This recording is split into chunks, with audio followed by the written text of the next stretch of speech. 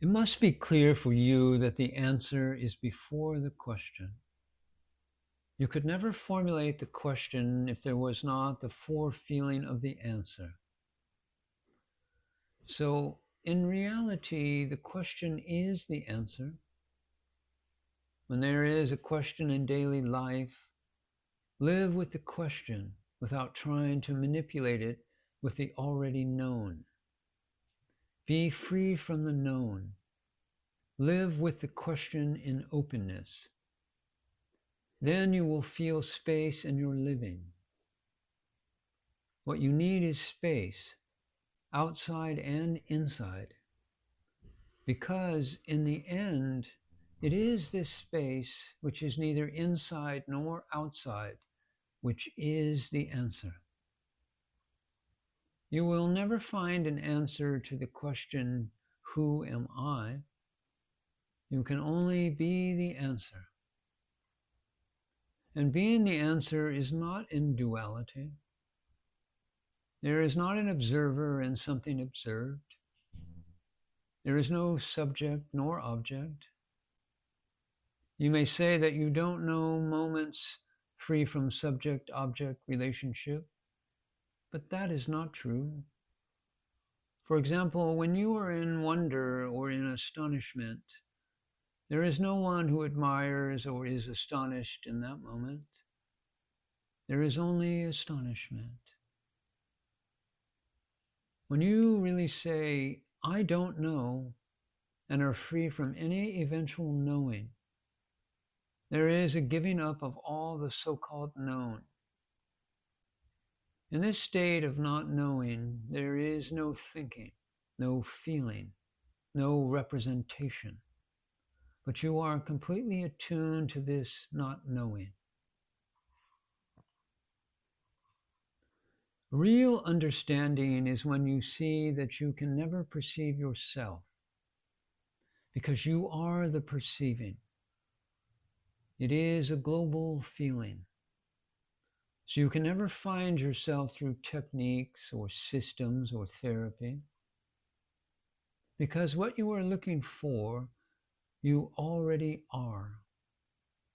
When you really come to the understanding that you are not body, senses, and mind, and that these have no reality in themselves, that they need consciousness to be known, then there is a natural giving up, and you will find yourself attuned to stillness, to silence. Silence is the background of all knowledge. Speaking again about art, all real art points to the silence. Art becomes sacred when it points to silence. Many Chinese paintings, beautiful architecture, certain music point to silence. What is the difference from the psychological point of view between the merging together of two personalities, what psychology calls symbiosis, and oneness, as you talk about it? As long as there are two people, there is no togetherness. Generally, relationship is from object to object, personality to personality. And when you see really the nature of the personality, you will see it is only looking for security and approval, to be loved, and so on. The personality is a very important tool in daily life, but it has nothing to do with my primal being. When this distinction is clear in you, you will feel free from the personality, the I image, and there is a natural giving up. Then you will live in love. And when you live in love, you will see only love. Then there cannot be two people, only one. There is really togetherness. Otherwise, there is only looking for security and approval. In the absence of yourself, there is humility. Otherwise, it is only demanding, asking for something. When you live knowingly in your background, there is nothing to demand. There is completeness, fullness, giving. But in our society, relation is only from object to object. Is there a distinction between life and death? There is no one who lives and no one who dies.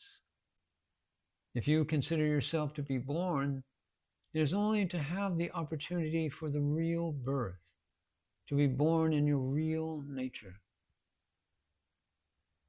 The physical birth is more or less an accident between two people. Well, there are some spiritual teachers, especially in the West, who have taught that there is an individuality, a uniqueness in us that has to be fulfilled. I am thinking especially of Swedenborg and Steiner. Can you comment? But teachers who emphasize the personality, I'm not talking about personality, but rather a higher ego. It's still an ego, but just a better ego than another. Of course, you are unique on the phenomenal level of multiplicity, but in our essential nature, our I am, we are one. What is important is not to fulfill the multiplicity in itself, but the oneness.